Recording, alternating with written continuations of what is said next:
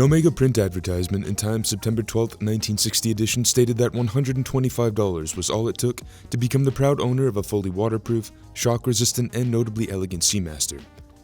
The Blancpain 50 Fathoms in 1953, $90. The Rolex Submariner in 1954, $150.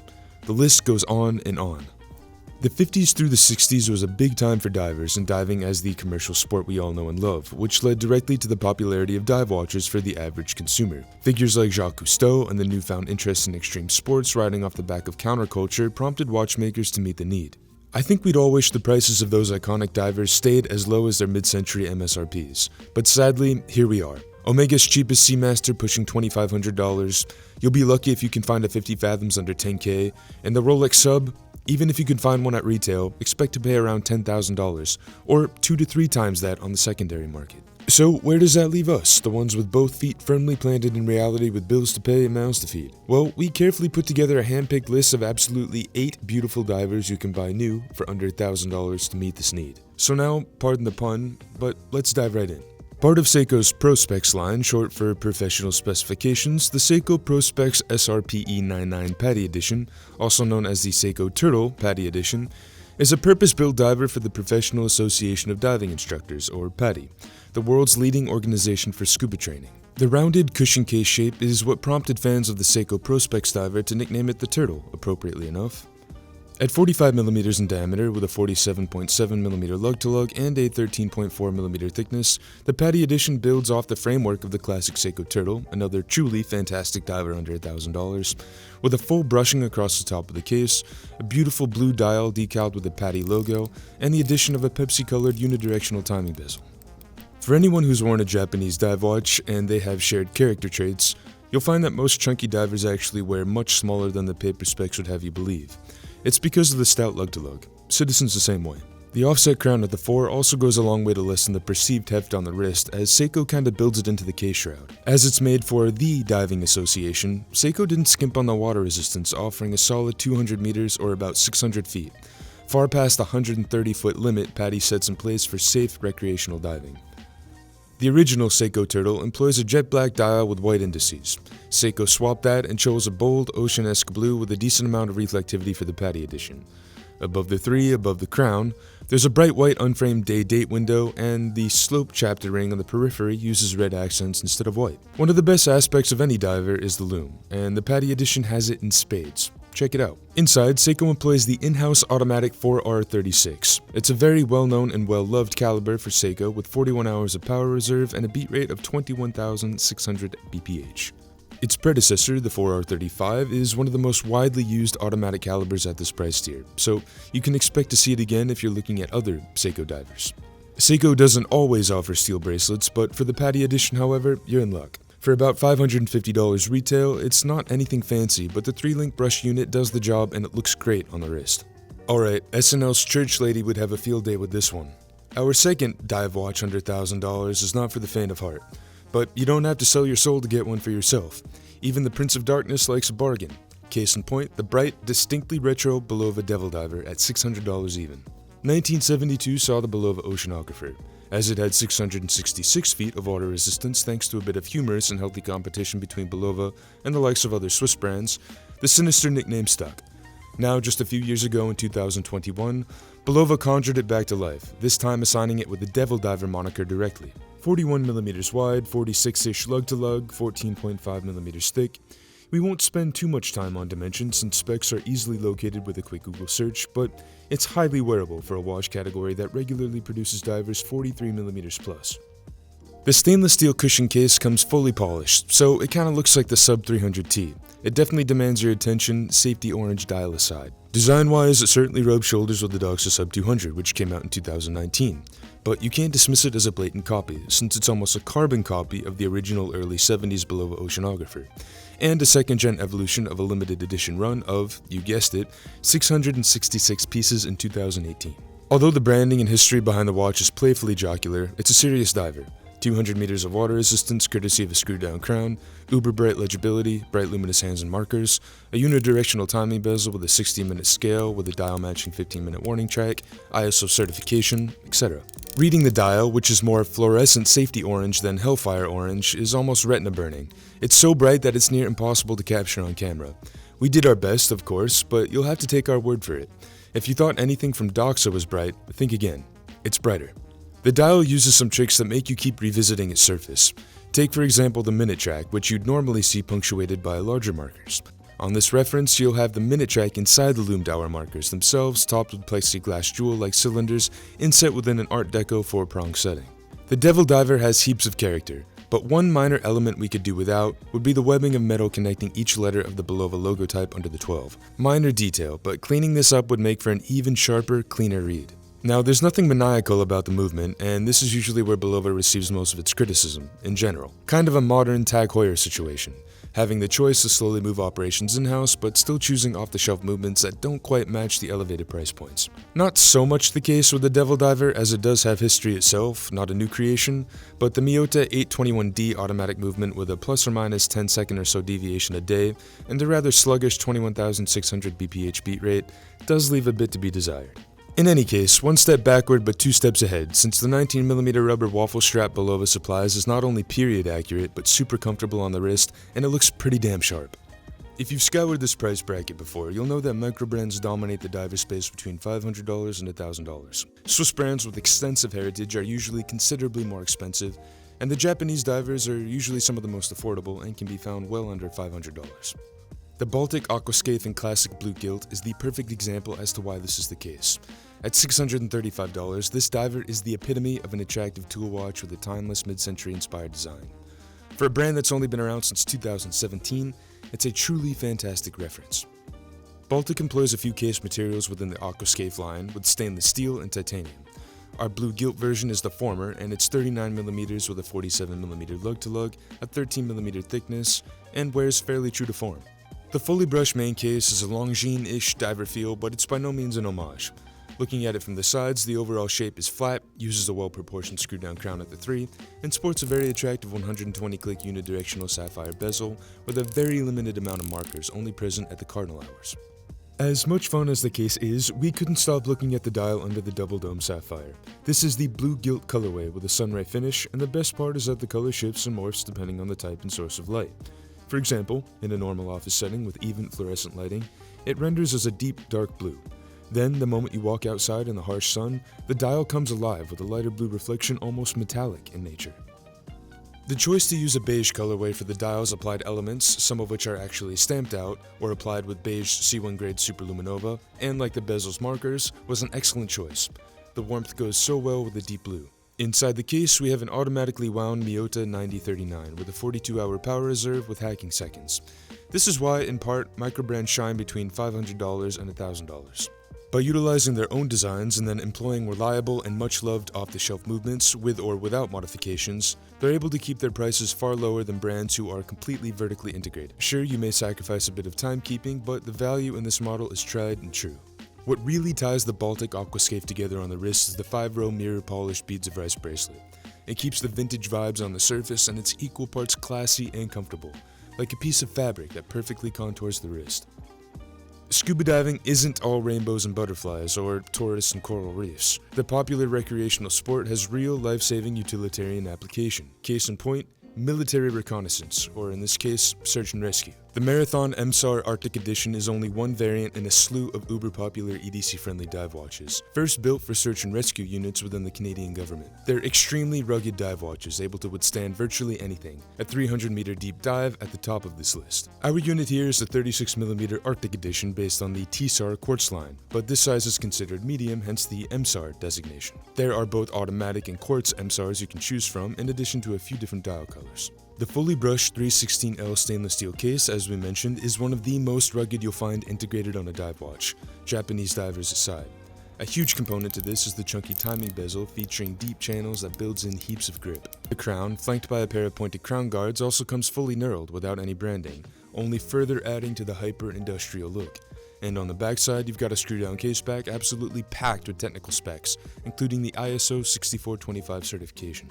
Moving on, this particular MSAR uses a 36mm case diameter with a thickness of 13mm even. It's short and chunky. Luckily, they make a larger size Arctic edition at 41mm, so if you've got a larger wrist like our wearer here with a wrist size just under 8 inches, and think the 36 is a little too small, you're in luck. Inside, we get an ETA high torque F06 movement, Quartz powered for this particular variant. Of course, Quartz gets its fair share of hate from the space, however for dependability, as this is a tool watch first and foremost, Quartz really can't be beat. Plus, there's an automatic version, so don't get all worked up. We're big fans of the rubber strap. It's simple, but it has a deep central channel with plenty of chamfers along each edge that adds in an extra touch of brutalism. ISO certification is interesting, as the ISO doesn't test the watches themselves. They only provide a set of standards by which a manufacturer can test the watch against. If it passes, the watchmaker can choose to disclose that it passed the test, or they can choose to leave it off. It's completely their prerogative. But it does only add to the credibility of the unit. And believe us, the testing is stringent and extensive. We don't have time to cover it in this guide, but if you're curious, a quick ISO 6425 search will bring the benchmarks up.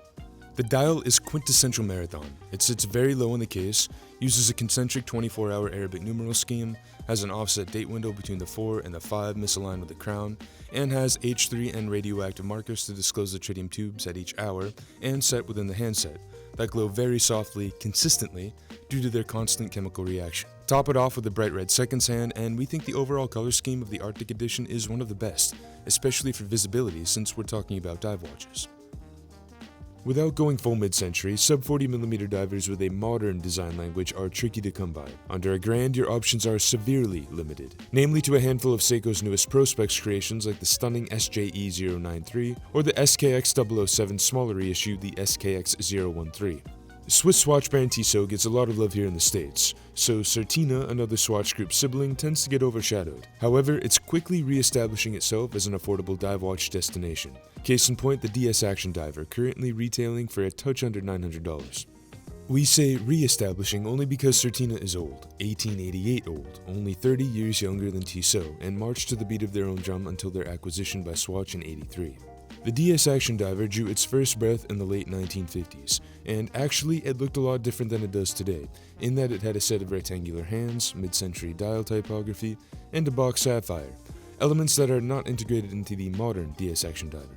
Nevertheless, in this video we're here to talk about the present. Now, this particular diver is 38mm in diameter with a 12.2mm height and a 45-ish lug to lug, machined from 316L marine grade stainless steel with an aluminum bezel insert within the 120 click unidirectional timing bezel. That matches the dial's colorways, of which there are a few, in black, blue, and green. On the wrist, most folks would classify the DS Action Diver as a mid-sized dive watch with classic proportions, which is to say the dimensions on paper will give you an excellent idea about how the diver will wear on the wrist without any surprises. For the curious, DS stands for double security, and as a screw-down turtle showcase back would suggest, this stands for just how rugged the diver was created to be. A number of different internal elements protect the movement, and they function very similarly to how some modern manufacturers use a soft iron cord to protect against magnetism. The utility, of course, doesn't stop there. It also comes with a classic screw-down crown nestled within a pair of crown guards at the 3 o'clock, affording a generous 300 meters of water resistance, and it maintains an ISO 6425 standard. Speaking of rugged, the case comes fully brushed, apart from the screw-down crown, and uses sharp, high-degree angles in terms of the machining, making it a hard-wearing sub-$1,000 diver both in form and function. Under the sapphire that has a generous layer of anti-reflective coating applied to the internal face to keep it in good standing, the dial is, in a word, classic. A mismatched arrow handset, a lollipop balance on the seconds, bubbly framed hour markers without any Arabic numerals in sight, and a classic stark white date window at the 3. If you pick up the black version, it uses a glossy background that's even across the whole dial, but Certina switches that up with the green and blue versions that sport a gradating sunray finish. We can't in good faith recommend one over the other as they're all equally good looking for different reasons, but black or blue will be the most classic diver colors. The dial text seems simple at first, but if you read into it on another level, there's some contrast happening that's a neat touch on Certina's behalf. It's not visual contrast so much as informational contrast, and it speaks to Certina's continued commitment to blending old world horology with modern technology. Under the 12 you have the Certina logotype and their respective 19th century founding date. This stands in stark contrast to the Powermatic 80 movement text above the 6, which is a true modern feat of chronology offering an 80-hour power reserve and other top-notch engineering. It's pretty much the best movement you can get in any watch, divers aside, under $1,000. The old-new dial-text combo is a detail easy to miss, but for the folks who care, a truly nice touch. Completing the DS Action Diver package is a classy 3-link 19mm stainless steel bracelet, tapering to a 17mm near the 18mm clasp. Builds in a few micro adjustments for fine-tuning the fit, and uses a hidden diver's extension on the 180. Let's throw out a hypothetical. You love Oris, you love the look and feel of their watches, but you don't necessarily have Oris money. Well, let us introduce you to an alternative that we think you might just like based on that preference. Mido. Mido still checks all the boxes. Swiss? Yes. Established heritage? Yes, since 1918. Great reputation? Yes again. Prices for the Mido Ocean Star 200? Under $1,000. More specifically, $970 brand new. Mido, right next to Certina, are verifiable swatch sleepers. Although the Mido Ocean Star 200 doesn't use the Powermatic 80 of the DS Action Diver we just spoke about, it does use a modified ETA movement that allows for 80 hours of power reserve. So, in our eyes, the Mido Ocean Star 200 and the Certina DS Action Diver are loosely interchangeable in terms of styling and specifications in this price range. The Ocean Star 200 uses a very attractive, very standard shape 42.5mm 316L marine grade stainless steel case with a 49mm lug-to-lug and an 11.8mm thickness. It uses a brush finish on the top side accented with bits of high polish here and there, as can be seen on the screw-down crown, almost fully nestled within a pair of crown guards at the 3, and a screw-down caseback featuring a Sea Star engraving. Today's Ocean Star doesn't share many similarities to yesteryear's Ocean Star of 1959. But like the Seamaster and Omega's catalog, it's Mido's signature diver, and it has only continued to evolve year after year. The most recent of which, the Ocean Star 200, sees a beautifully executed dial framed by a 60-click unidirectional timing bezel with a blue anodized aluminum bezel insert. Under a flat sapphire with plenty of anti-reflective coating, might we add one of the best we've seen on any diver, price point aside, our Captain Blue model uses an even, deep shade with an unframed day date at the 3, rectangular indices inset with plenty of lume, and a unique handset built with rectangular punch-outs near the center. Also, take a look at the orange tip seconds matching the automatic 80 text above the 6. And that's a great segue. Inside the Mido Ocean Star 200 uses the Mido Automatic ETA Caliber 80. Which, as you may have deduced, offers 80 hours of power reserve, just like the Powermatic 80 powering the Ocean Star 200 sister watch, the Certina DS Action Diver. The shared traits of the Certina DS Action Diver don't stop there, however. At the heart of the Mido Automatic Caliber 80 is a Nivicron hairspring, the one also found in the DS Action Diver's Powermatic 80 movement, keeping both protected against magnetism, shocks, and bumps. Another truly well-executed component of the Mido Ocean Star 200 is the bracelet. Screw post links, half links for micro adjustments, beautiful chamfers. Not only is it attractive, however, but for the price sub $1,000, they offer a quick adjustment system in line with the likes of Tudor's T-Fit adjustment clasp. Check it out.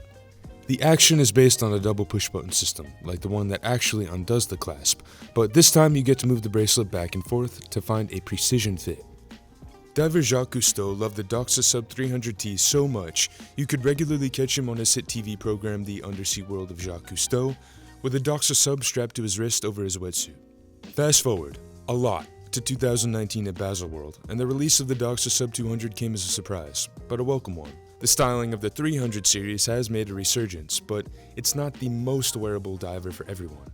It has very distinct styling cues, a bold orange dial, and a very retro Beads of Rice style bracelet. You have to rock it with some confidence. The Sub 200 tones it down a few notches, but keeps the bold orange dial, the thick box sapphire, the Beads of Rice bracelet as an option, and a cushion case, albeit a more streamlined one. It's the everyman's Sub 300T.